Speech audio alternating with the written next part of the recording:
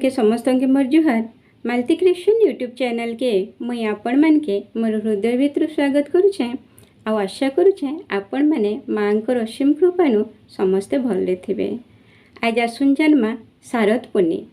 ई शारद पुनी के आउ केन केन नामे जानसन काणे तार विशेषता आउ काहेला जे ई दिने माँ लक्ष्मी के करसन आमर मानव माने पूजा।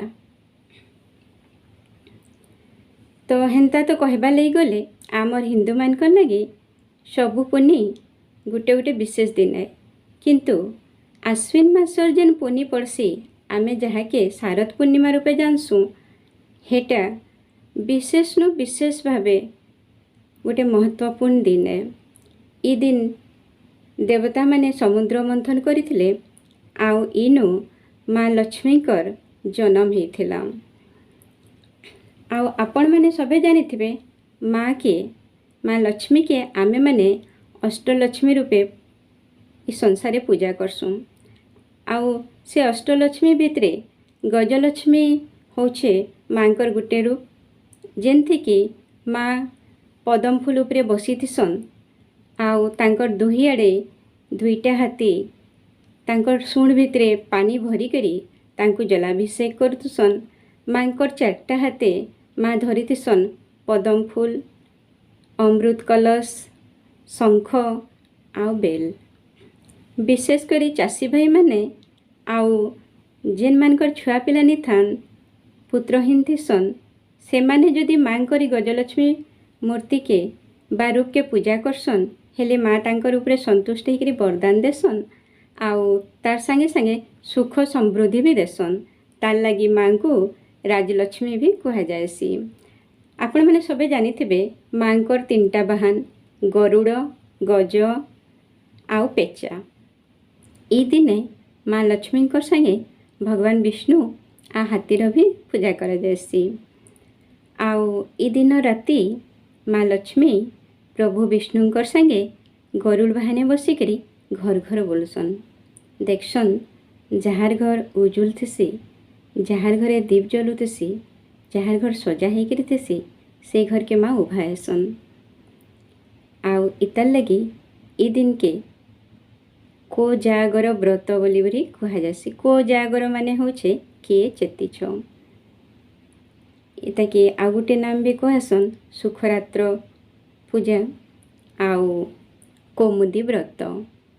पुराण शास्त्र हिसाब से देखबा के गले ई दिन चंद्रमा 16टा कला के धारण करी 16 कलारे परिपूर्ण होकर उदय हेसन। तार लगी श्रीकृष्ण ई राति के तांकर रास रायत भावे बाछि थिले। आउ इथिर लगी बोले ई शरद पुनी के रास पुनी भी कहसन।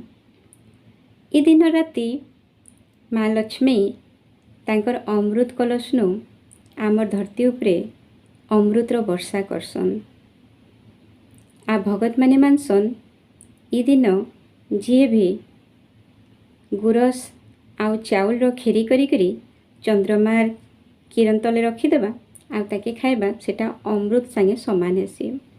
खाली हेतकी नुहे, भगवान माने निजे माँकर ई रूप के देखबार लगी ई धरती के घायक लगे उतरी आसन आउ तांकर मन के निर्मल और शांत करसन।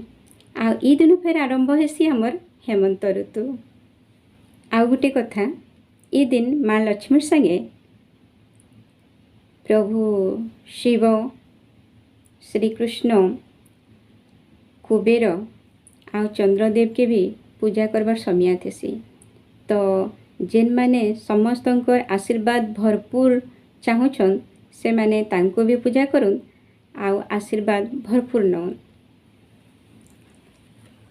आशा करुछे आपण मान के मोर वीडियोटा निश्चय भल लगी। आ जदि भल लगी किछि शिखि पारिथिबे हेले मोर वीडियो के छोटे गोटे लाइक कर देबे आउ मोर चैनल के सब्सक्राइब करबा लगी नहीं भूलबे। आगे सब एंता सब वीडियो देखबा लगी।